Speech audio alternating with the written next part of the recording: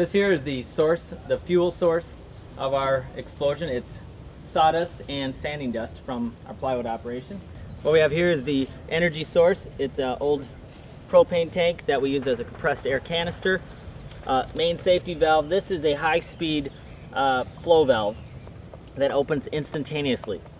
The air leaves from here, goes into the bottom of the canister, launches the sawdust up into the air.